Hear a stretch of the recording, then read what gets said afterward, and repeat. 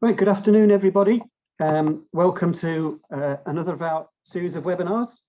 You never know, we might get to a point fairly soon where we can actually meet people face to face. In fact, I've just spent the morning looking at the Guinness Storehouse, where we're going to be running our awards in person, no less, on the 10th of November. So huge plug for those, especially for the top 30 that have entered and won, or rather not won as yet, but have been lucky enough to get through to the top 30 stores and all the other awards that we've got running on that day. Anyway, enough of that. Let's just move on to the topic today around recruitment. Look, you don't need me to tell you this is a huge hot topic at the moment.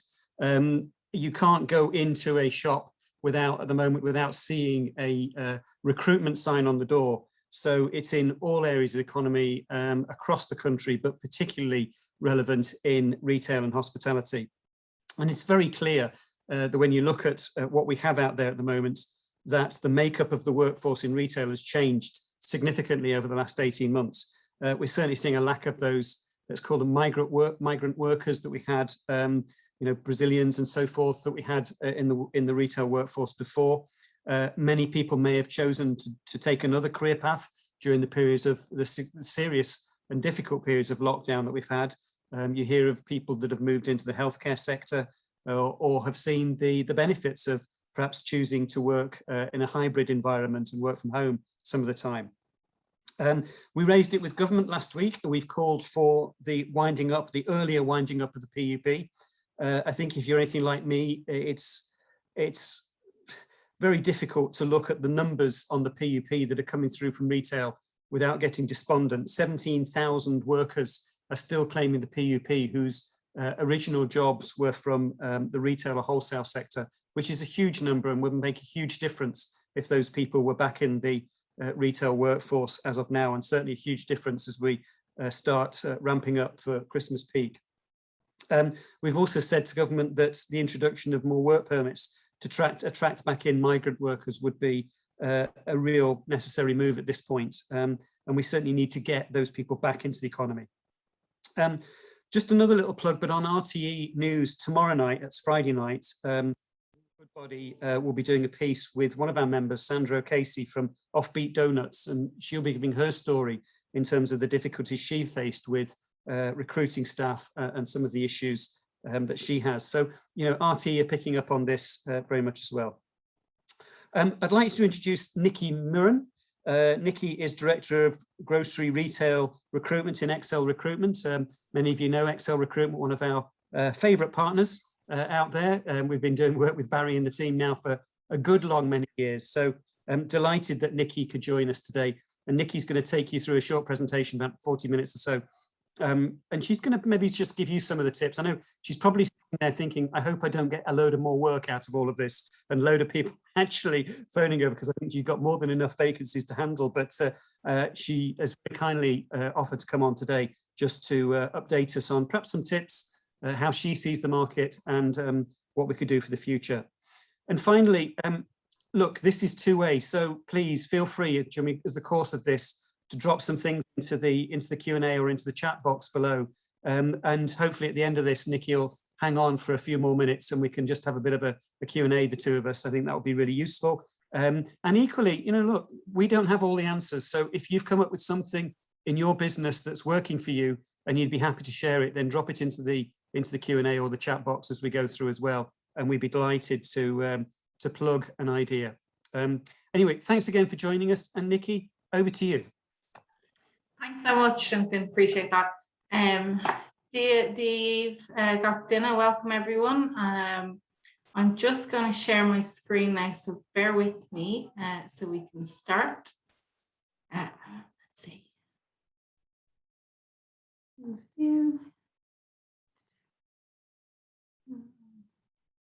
There we go.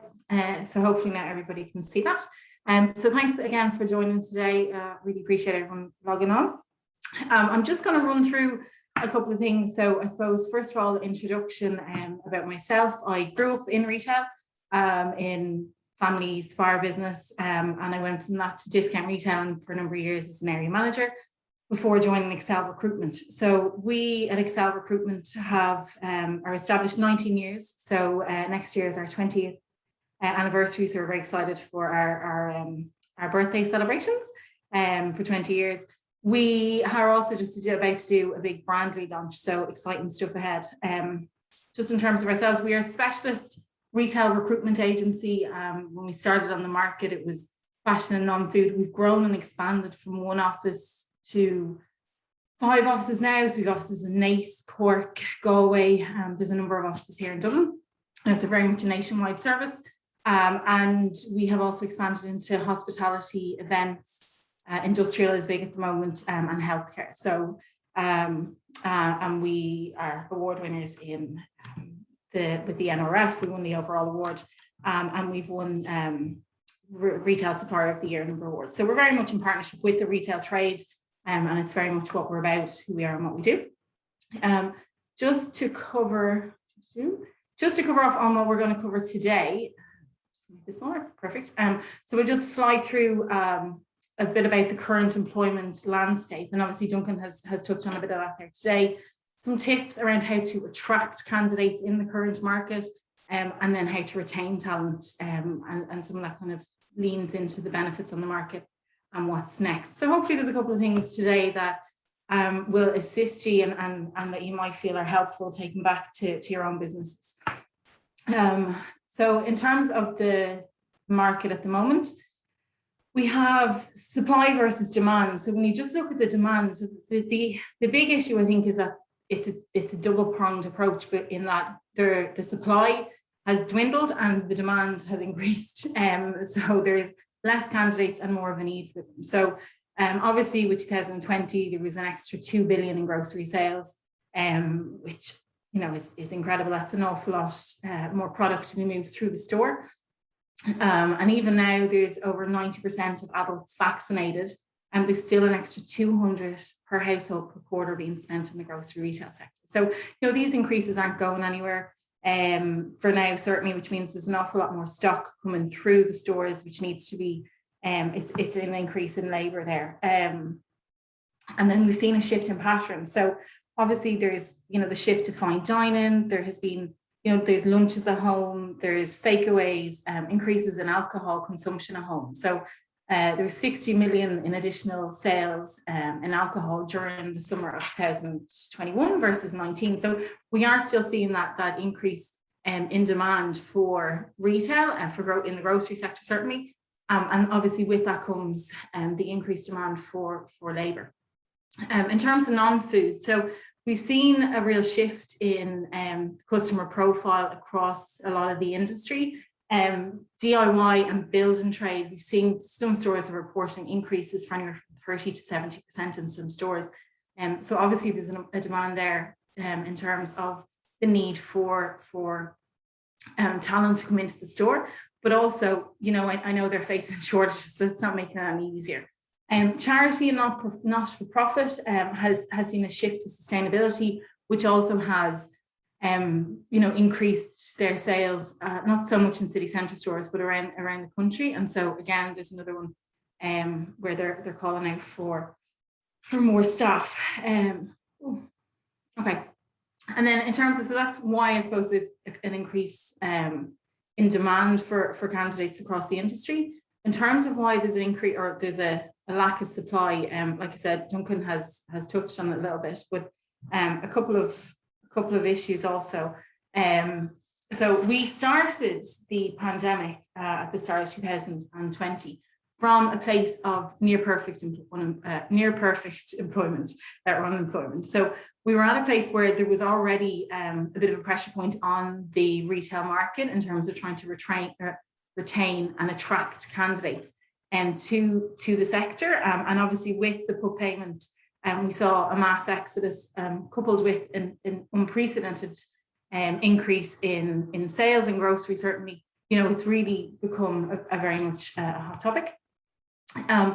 Young retailers are leaving the retail trade to pursue roles in their field of study. So again, this is something that we have seen a turn in the market since about 2018, where candidates who typically, when they finished their degrees, they would have worked part-time through their education, and at the end of their education, rather than going into their field of study, they were offered a trainee manager role, or a position of management, or graduate position even within their business in the retail sector.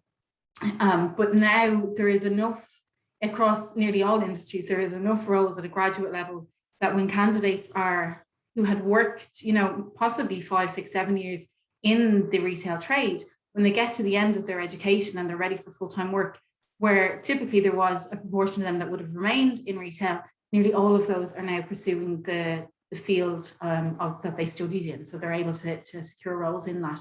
And that's certainly causing, issues in terms of supply.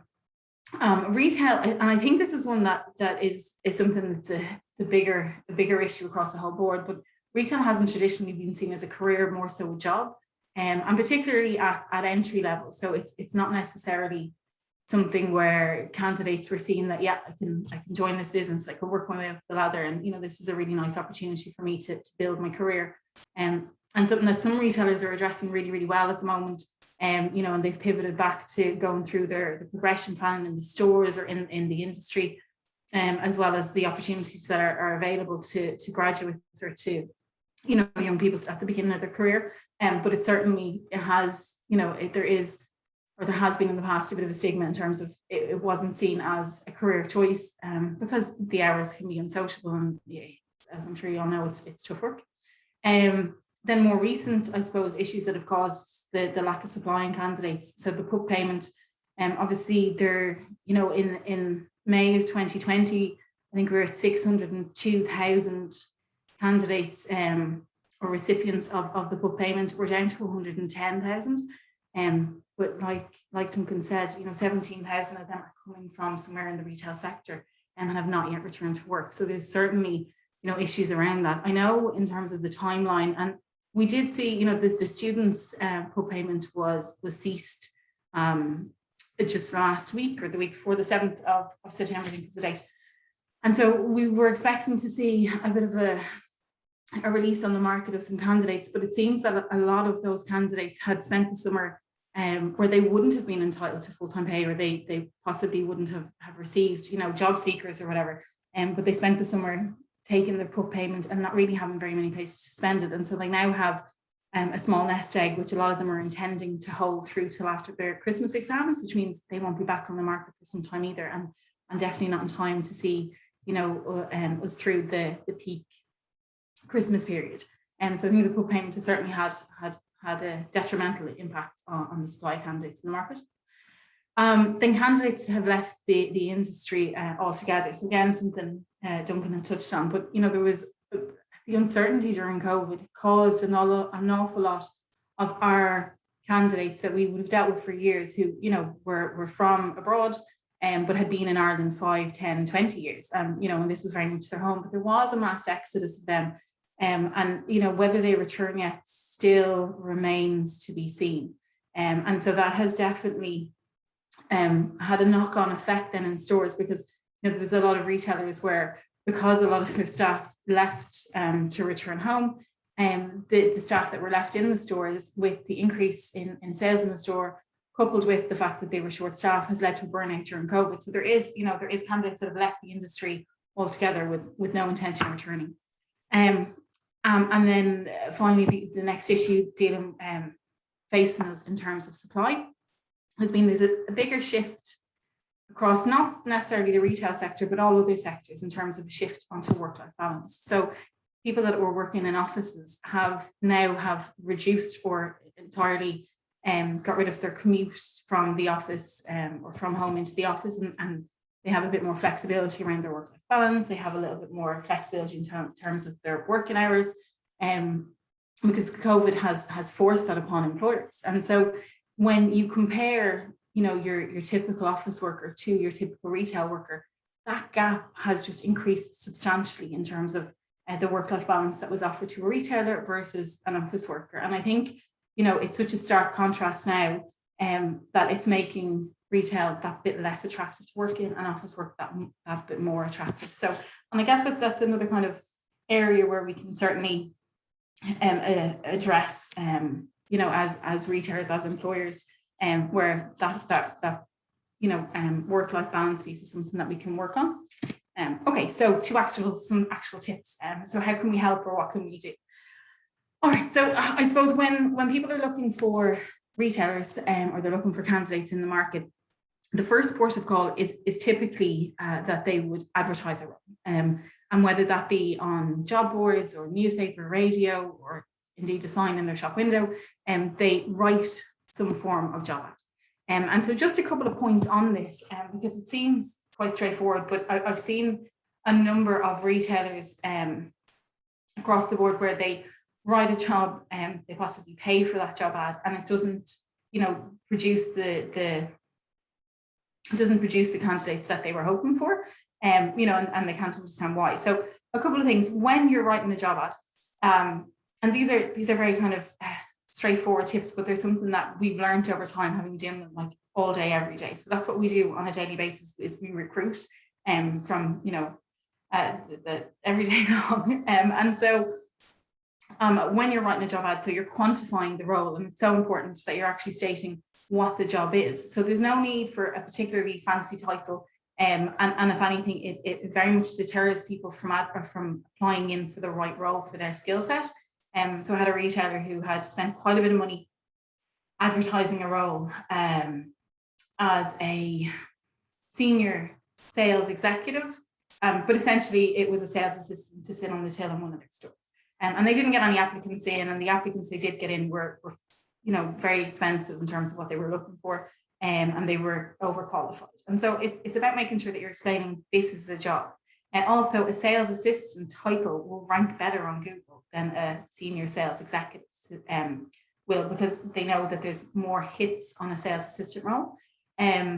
Also, when writing a job ad, so you know, as simple things like where is the job, what are the experience that you need, what does the job involve, and then really importantly the contact details. So you know, very simple, straightforward things, but making sure that you have them in it. And then most importantly, and I suppose something we've learned from our time in advertising roles, is that you are writing a job not to sell, not to dissuade people from applying, but to encourage them to apply. So very often, you know, when I ask retailers, they can't understand how a job hasn't produced results, or a job ad hasn't produced results for them. I'll ask them for the ad, and it will start with, you know, you must speak English, you must have a stamp for visa, you must be flexible in terms of hours, you must want to work with customers, you must have X amount of years experience. And what that's doing is it's deterring people from applying. It's saying, well, you're nearly turning people away, and it's not telling the candidates what you're offering them. So we would always start a job ad with, instead of you must, we would start job ads with we offer. So we offer great work-life balance, we offer exceptional pay rates, we offer a lovely culture to work in, we offer, you know, a really nice environment with a really well supported team around you, we offer, you know, nice rates of pay. But those ads rank much better, and when they get more applications, or when they get more hits online, the search engine then continues to bring those job ads to the front of the searches, and so they get more hits. So it's a snowball effect. So just a small piece around actually putting together a job ad. And so with job ads or job boards, so they can, usually the websites that I've listed here are for advertising vacancies, are most often the first place people go when they're looking for a new job, and they can be great for attracting a large volume of applicants, but they can often be very costly. And like that, if you're not writing, or if you're not skilled in writing a job ad, they can sometimes not be worthwhile. So I've listed here paid and free. There's just one change on that. Adverts have now, they now have a fee. It's a staggered, it's not a huge fee, but they have a fee for theirs, so that wasn't a free one. But with these roles, so you know, each job ranks better on different boards. So I find adverts in Gumtree particularly useful for butchers, bakers, sales assistants. I would find Irish Job Study is much better for my senior store managers. But having said that, again, it's all about the job ad and the way that it's written. And indeed, it's about how we respond to these ads. So when we put up an ad on a job board, it's imperative that you are in a position to respond to. So what I've seen also is retailers, paying quite a bit of money in the hundreds for these job ads, writing an ad that's not necessarily attracting candidates or the right candidates. And then they say, okay, well, I'll take in the ads, I'll give it 2 weeks, and then I'll go through the applications that I get. By the end of 2 weeks, the applications that they got have actually secured other roles. And so it's about being in a position that you're comfortable responding pretty immediately, that you've left a bit of time. So if the job ads go live on a Monday afternoon, you've left time Monday, Tuesday, Wednesday to respond to the applicants as they're coming in. And whether that's an initial phone screen or an email back saying, I don't see your location, can you get to the store, or do you live in the country, or, but that you're in a position to respond pretty promptly, and you're moving with some urgency. I'm sure everyone's aware that, candidates are moving very, very fast at the moment on the market. So it's just a piece around the job boards. Okay, and then again, with the job advertisements, as you're, if you're going to write them and advertise them, it's a bit old school, but newspaper and radio, your locality, and signs on the shop window are still some of the best methods in terms of attracting candidates, and particularly for sales assistants, for deli assistants. They still work, to be perfectly honest. So I've listed some of the radio ads that are available, the radio stations that are available that do highlight jobs. Just for anyone, I'm sure you can do a screen grab. And then, but just a couple of points in terms of radio and newspaper. So they're good to get to, large volumes of people. That can be expensive. So again, it's one of those things that you want to make sure that if you were going to the hassle of advertising on newspaper and radio, that you were keeping your job ads in a way that you're selling to the candidate rather than dissuading them. And then signs in your locality. So whether this be in the shop floor or in the local school or the local community centre, library. Speaking to retailers across the country, when they come back and they say, oh, look, I did manage to get someone for that role. Very often, and some of the best candidates that they're finding are candidates that are returning to work after a longer period of time. And they are typically the candidates that they're finding from advertising the locality. So whether that's,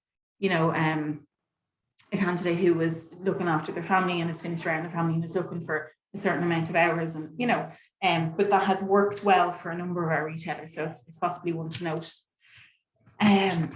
There. All right.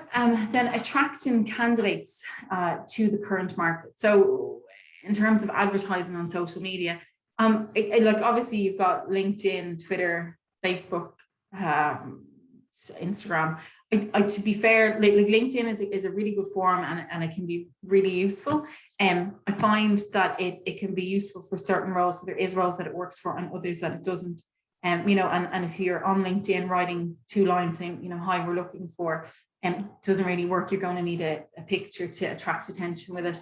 And then you're going to need to reach out to people on LinkedIn to share and comment so that it doesn't get lost in the feed, as it were. And just on LinkedIn, you can also, if you have a business page, you can also pay LinkedIn for an ad. They are costly, but for senior roles, they can be worthwhile. For more junior roles, like entry-level roles, I've not seen it work ourselves, to be honest. I think Facebook, in terms of entry-level roles, can be a really useful tool, and particularly if you have a business page that has any sort of following. Typically, those followers are in your locality, so they're somewhat local to your store, so typically they can get there. And so I can find it can be a really nice one. And if you spend a little bit of time on Facebook, again, if you have a business account, and there is certain pages, I think I put up there, the Leinster Job Fairy or Cork Jobs, but there is groups that you can go into which could have 20,000-30,000 followers, and you can post from your business page, you can post what you're looking for. Again, what I would say on this is a couple of things, is that you are putting up a small ad. I would always include a picture. I would always write the ad again so that you're selling to the candidate, and that you're including an address that they can contact you on, or that you have someone manning the DM box, so the box where they message you directly, that you have someone who's able then to reply. Because often on Facebook, rather than sending in their full CV, they will send a private message saying, I'm interested. And so it's up to you to then respond and say, that's great, really glad to hear from you, and ask some questions so that you can gauge if they are potentially a good match for yourself. And then you can from there ask them for a CV or to come in. But I do think that the Facebook, if it's used correctly, can be a really nice tool, particularly for the entry level roles. And you can also, if you have a business account, you can do paid advertising on Facebook. Again, it can be expensive, but it's one of the ones that we have found retailers are finding quite. Okay. So attracting candidates in the current market. So obviously we've spoken a little bit there about advertising across a couple of different forms, but some other things that again are working with or working for our retailers is basically networking. So whether that be through past employees that we're happy to recommend you to through the people on your team, mutual connections.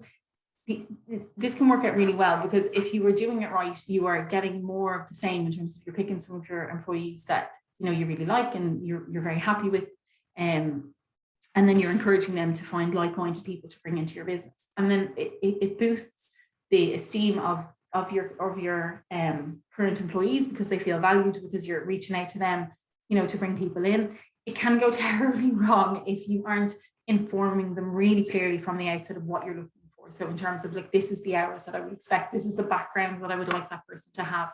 And because often if, someone recommends their sister, mother, auntie, uncle, they can get a little bit put out if they're not hired on the spot. So it's one, it can be a great tool, but it certainly is one that needs to be mindful when you're doing it of, I suppose, how it will affect your current employees. And I've heard of a couple of retailers where they're offering incentives, small incentives to their staff to get CVs in. So there was one retailer who was offering vouchers saying, if you can get 5 CVs from 5 of your pals for the part-timers for the weekend shifts, 5 CVs got you a voucher. So that kind of thing, there's no harm or no reason in not trying to think a little bit outside.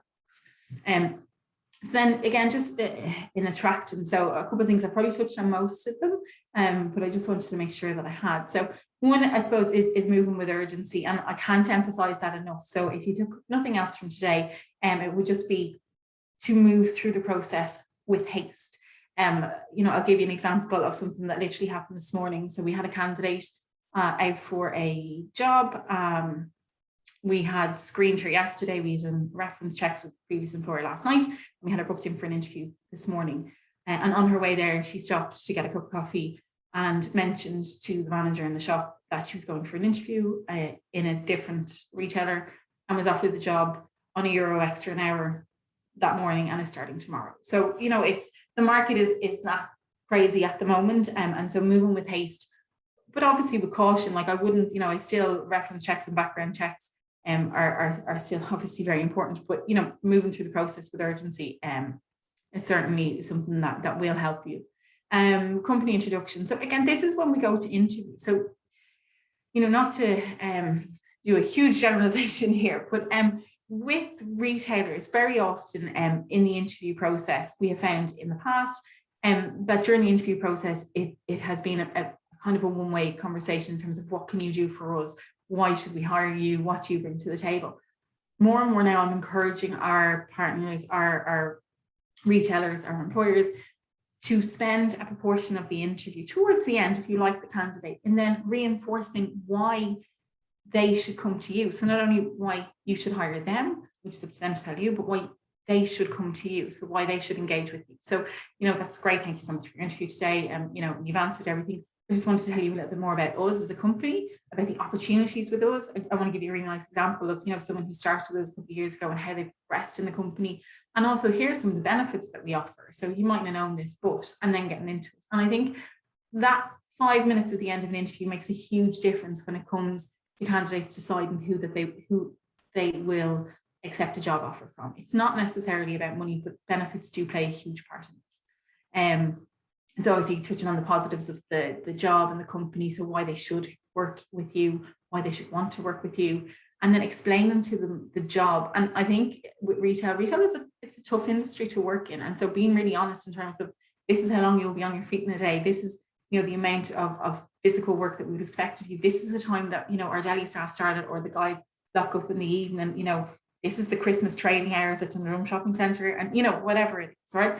And so that you're open and honest with them, because there's nothing worse than going through this entire process, rejecting all your second place candidates, and then hiring one candidate, and then after a week to be like, look, I don't like this, it's not for me, I didn't realize that I'd have to work till this time, or I didn't realize I'd be on my feet, or whatever it is. So, you know, being really frank and honest with them from the outset, I think makes a good, you know, it certainly makes it that little bit easier as you go on.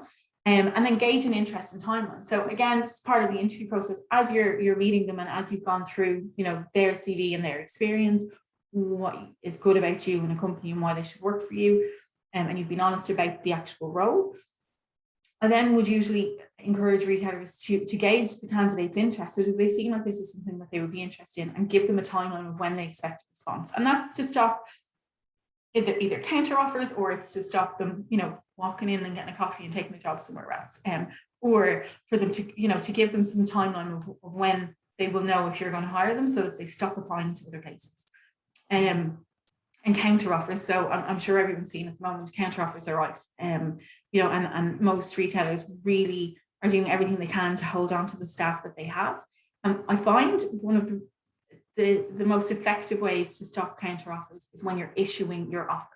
So it's about reinforcing the decision. So, you know, hi Sally, I'd like to offer you that job, and here's the starting salary. I then love putting together a really nice email which has a benefit box on it. So these benefit boxes don't have to, you know, they don't have to rock the world, but there is a lot of benefits that retailers have that they don't realize they have, or they haven't even thought about. So, you know, we offer parking and free coffee and a newspaper, or whatever it is.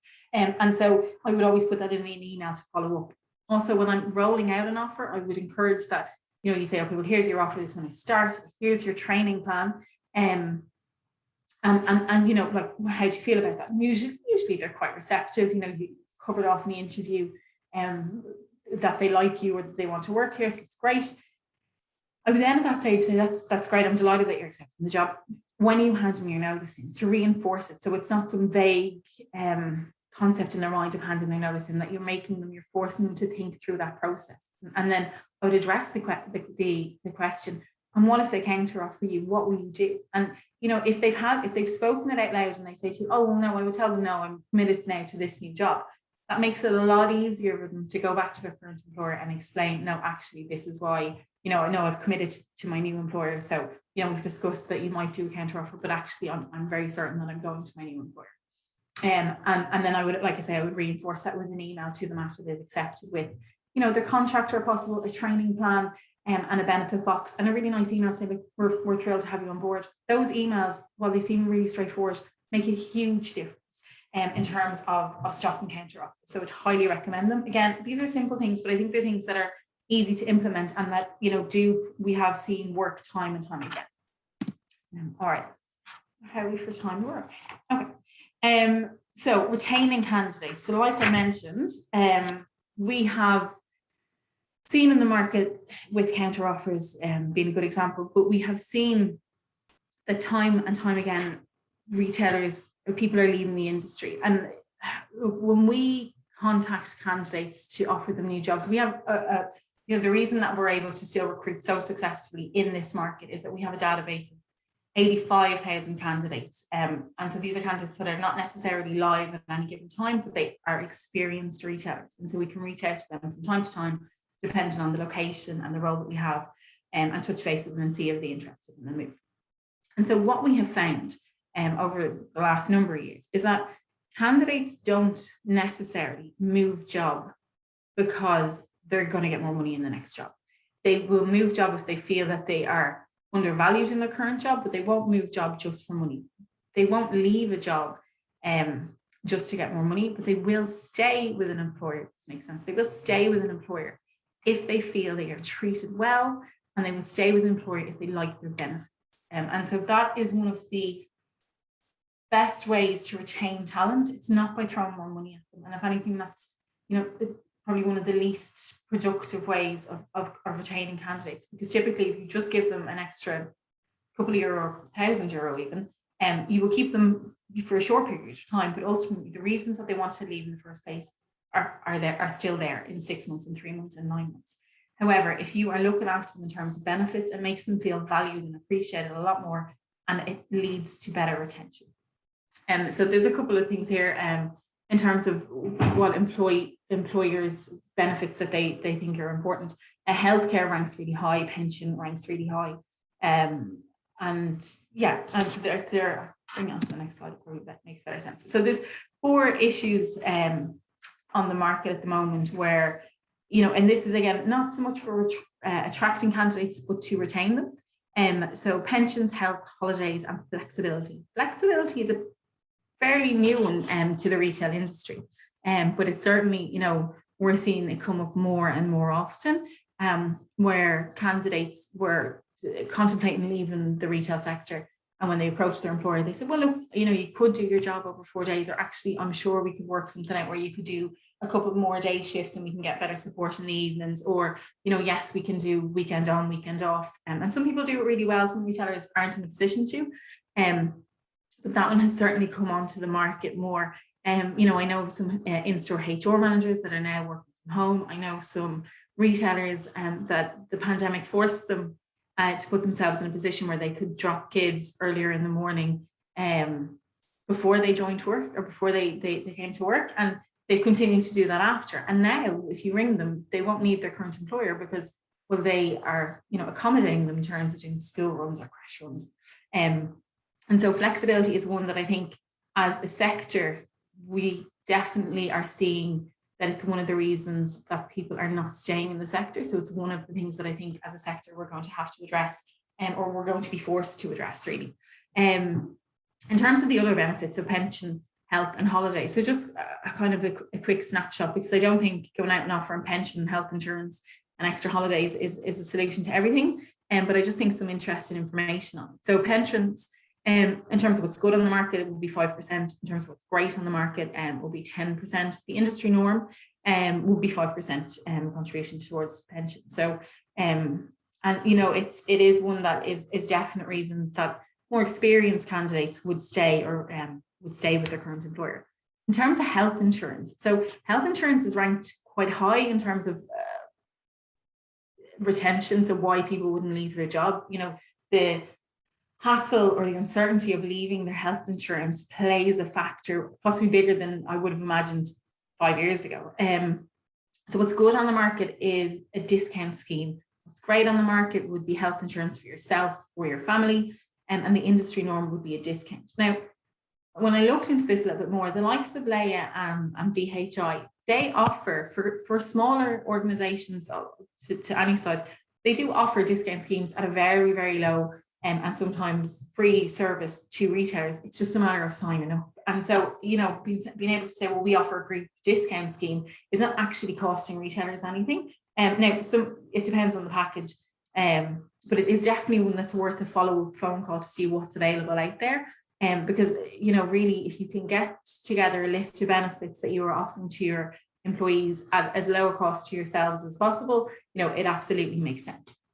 And then just in terms of holidays. So holidays, the industry norm will be 21 days. They go up to 26. What we're seeing time and time again is, and again, in terms of retention, it's very, it's working. So is length of service. So a reward over length of service in increase in an annual leave. So some of the bigger retailers are offering, you start on 21 days, but we increase over an extra day annual leave a year. So after 5 years, you get to 26 days. And you'll be amazed the amount of candidates that when you approach them to make a move, they're like, no, I won't. I've got up to 26 days. And it really matters to them. And it's, it's enough for those retailers to retain their talent, which is, half the battle. So we had put together a little bit of a survey ourselves over the last couple of months in terms of, as we were approaching, like I mentioned, we have a huge database of talented retailers. And so as we were approaching them, we were taking note that a number of candidates weren't eager to move. And so we had put together a sample survey, I suppose, of the reasons that candidates had given us as to why they're not making a move. Now, I didn't put salary in this because I think salary is a little bit skewed at the moment. It's not a great example.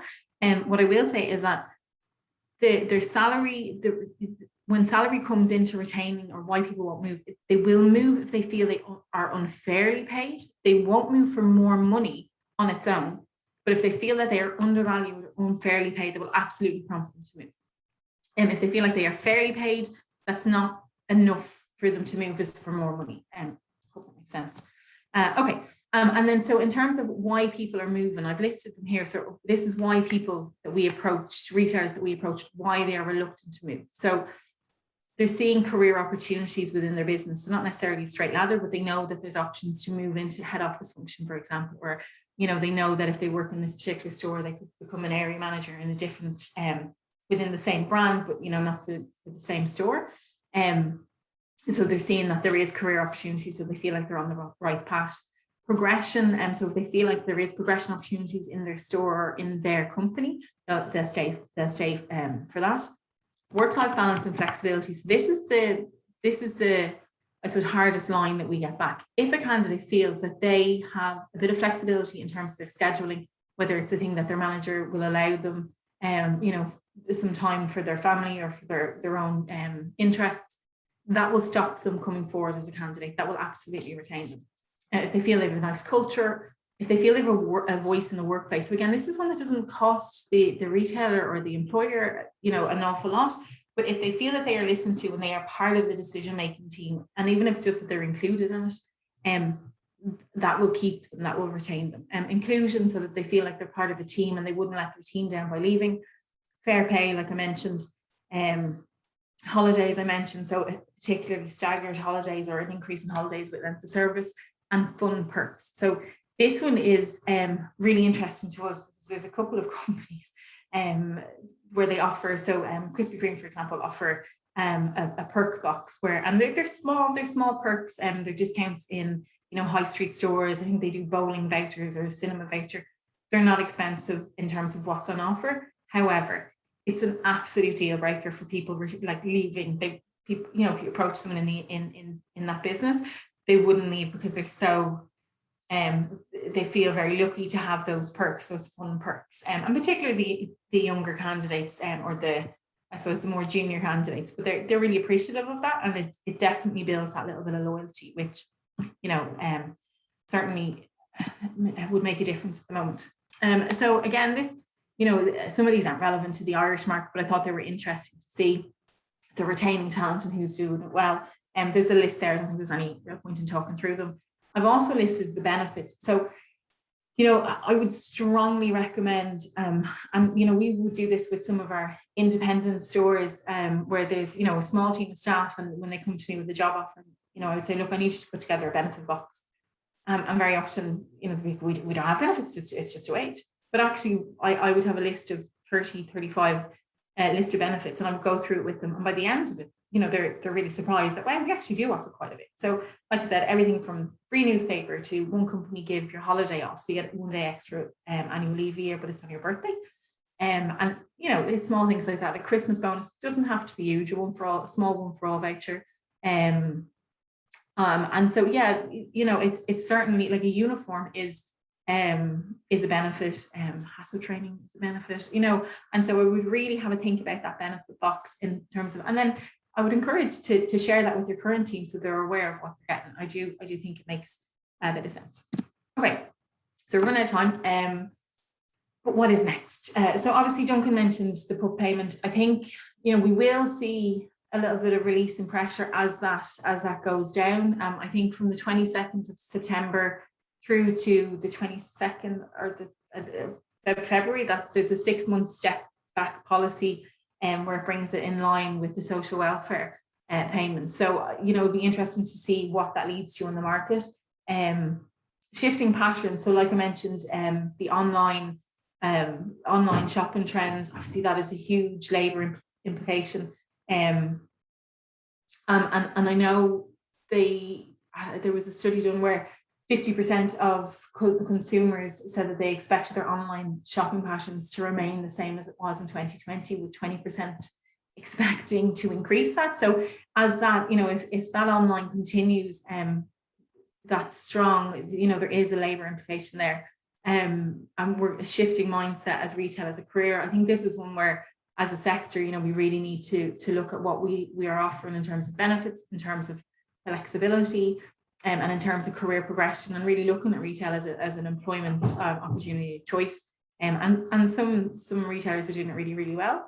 Work-life balance and the flexibility, I know we've spoken about, but I do think it's going to be a clincher, and I think it's one that we can't walk away from at the moment. Benefits, I think, you know, we're seeing that is the way to retain people. So something that is going to come more and more to the forefront. You know, you're going to get more candidates where you're interviewing them, and, you know, the salaries can't keep going up for sales assistants.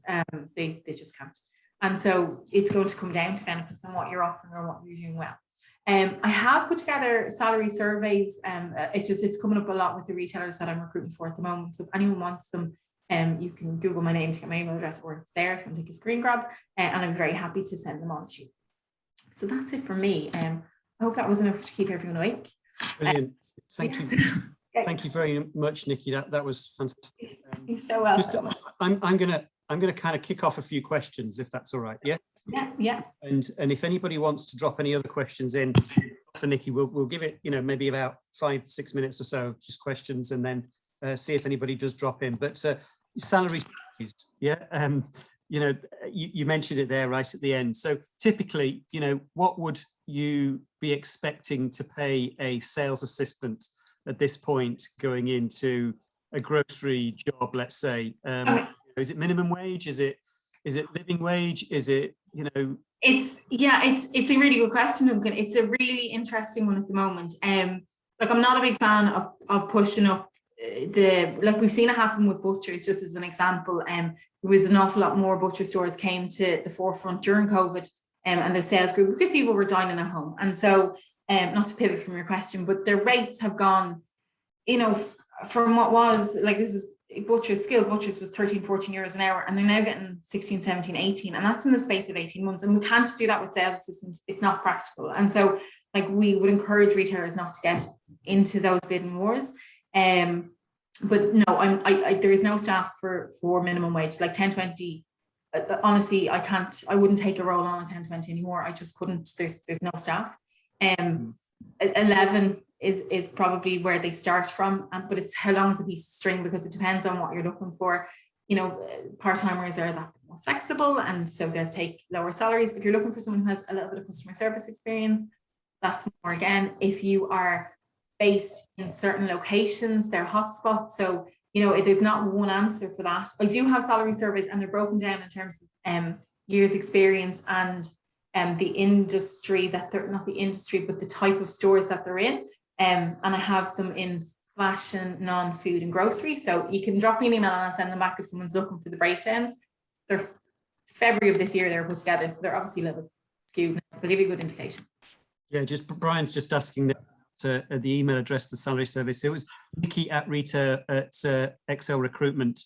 Yeah, do you know what you're best doing is Googling Nikki Murren or Nikki Excel, and it'll come up and you'll see my email address everywhere, but it's Nikki, Nikki at excelrecruitment.com. Great. Okay. Another question, just in terms of, you mentioned this around moving with urgency. Yeah. And I was particularly taken by that point. So should we just take anybody? You know, you talk there about no, the coffee shops. So the temptation just to take that girl did break my heart this morning. She broke my heart this morning. I had anyway. But no, I think move with urgency. There is some retailers that we recruit for where we would send them candidates. So, you know, they register a role and we go through our database and put together a nice bunch of candidates. And, you know, for us, we can encourage moving with urgency, because if I'm putting them forward, they're screened, they're vetted, they're reference checked. You know, so at that point, you know, I'm like, you need to meet them, or you've asked for them, here they are, do you want to meet them? And they say, oh, that'd be great. I could do Tuesday, 3 weeks time. And my point being that if for a sales assistant, Tuesday, 3 weeks time won't cut it. They won't be there in 3 weeks time. So if you like a candidate, urgency just means that you're not spending a week in between thinking about it. It's that you're moving through the process quick. So 100%, you know, reference checks, background checks, and making sure that they're the right fit for your business. Like, I would encourage 2 rounds of interviews. I would encourage people to get second opinions and bring someone into a second round. I still think that's, you know, I don't think one round online, you know, I don't think that sort of urgency is great, but I do think moving through the process, keeping in touch with the candidate as you're going through. So, you know, thanks for meeting us today. We'll be back to you tomorrow afternoon, you know, with next steps. Our next steps are a second round interview. What's your availability like the rest of this week and next week, so that, you know, you can move through, so that you're moving through the process with urgency. Quickly. Yeah. Do you, this is one from Nuala there in Dalkey. Do you recruit for reception, clinical front of house people? I think that's more in the beauty industry and things, but do you recruit for that type of area? I don't, but our team downstairs do. So we have 5 offices here, and we've expanded just massively. So I'm not sure exactly what she's going for, but I've said it, she can drop me an email and I will either tell her if we do it, or I will tell her who does. Brilliant. Okay. All right. And then you mentioned a few of these things as you went through your thing, but you know, in terms of retail as a career, right? Let's just talk about that for a minute, because I'm thinking of, you know, when I first started out, when I came across to Ireland first, and you know, traditional retail in places like Dunn's, and I know it was the same when Aldi and Lidl opened up in the early stages. You know, work, it was considered hard graft. It was like, you stayed on because the rest of the team stayed on. You earned your stripes. You were kind of, you kind of got promotion if you worked harder, didn't you? That was almost the way this came across. How different is it now, do you think? Is it changing? Is retail considered as good a career as we all know it is? Yeah, like I there's definitely still an element of that, and you're so right. Like when I started in Lidl, and I would, you know, I was a graduate, and I remember ringing my dad one night very upset because I had got in trouble from my area manager at the time when I was training, and he's a retailer, so his response wasn't, "Oh, that's all right, go home, put your feet up." His response was like, "Well, were you wrong?" I said, "Yeah." And he said, "Well, what are you doing going home? Get back there." And I was like, "Oh, right." You know, that was the mentality. It's not that extreme now. It's not, and there is still an element of graft, but you know, in terms of like, people don't work over their, just, and especially as they're entering the industry, they just don't. I think now they're more, I think it's that they're looking for more. So you and I'm sure plenty of us would have went in and put our head down and worked as hard as we could and hoped someone noticed to promote us, and hoped that it would work out. You know, we'll work really hard, something will happen. Whereas now they're coming in and they're saying, "Well, I'll work exactly as hard as I'm being paid for, thank you," for the most part. But I expect to know what's next. I expect that there's a path here. I expect that there's training available to me. So not that someone will show me over their shoulder when they get time, but actually I will get certified training. I will be taken, you know, to be put on these courses, and they will talk about my future. And, you know, so it's more around those things. And look, you know, I talk to retailers, I recruit all day, every day, and I talk to retailers all day, every day. And like, it's an amazing industry, and with some incredible people, but it's not necessarily seen as that when you leave school. It's not necessarily seen as that when you leave college. That's something as an industry I'd love to see us all work towards together. Yeah. And Nikki, are you finding that jobs that are coming up now have got an element of e-commerce in them as well? That, you know, we're looking for people that not only can be, you know, because it always feels as though it's you know, it's kind of a different role for me, you know, in terms of somebody that's good with people, and yet we're starting off down a point where we're going to be sitting behind a screen or doing a logistics job as well. Is a lot of that coming through, and is that creating a challenge? Yeah, it is. I mean, it is coming through more. Is it a challenge? Yes. Yeah, like it. Yes, it is. But I would say what's really exciting is that the newer candidates that are coming through that are focused on retail are bringing that e-com nearly as a byproduct of their experience. So it's, you know, like it's nearly second nature. It's nearly like even as simple as, you know, I started doing this 9 years ago, and I remember recruiting for a store, and they were like, "Look, if you got someone that knew how to use Facebook, that'd be amazing. They could do our page." And as I was ringing candidates, they were like, "Oh, not really." Whereas now, if you asked any of them, could, you know, advertise on Facebook? Could they put a, you know, could they use an app to put a picture together? You know, any of the more recent graduates, you know, of course, you know, so there is like that is coming through. And e-com itself, you know, there's some companies doing it really well, and there's definitely a shortage in terms of qualified and experienced e-com candidates, but like that we have some nice ones that we've dealt with and placed over the years, and so they have developed the people underneath them, so they are there, they do exist, you know. Brilliant. And then one just popped into the chat box there. Have you seen an increase? This is from Rebecca. Have you seen an increase in no-shows for interviews? And is there anything you do to prevent this? And presumably that answer is yes, you have. Is it? Well, we are really, I was going to say really lucky. We're really experienced around this. So like a lot of like one of my clients was saying the other day, she had booked 7 of her own interviews in and not one showed up.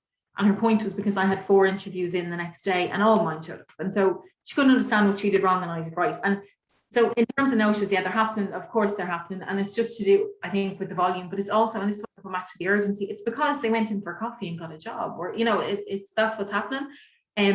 We're fairly strict around quantifying the role and candidate from the outset. So, you know, before I book you into an interview, I know exactly why you're moving job. And based on why you're moving job is relevant to the job I'm sending you to. So the candidates that we're looking after generally want the roles we're sending them to, and they're in the right location, they have the right career opportunities. And again, going back to the benefits, I sold them the benefits. So they're not going in, you know, with what this client was doing the other day. It was, you know, she got a CV, she rang, she said, hi, I have that job, come in and we'll have a chat.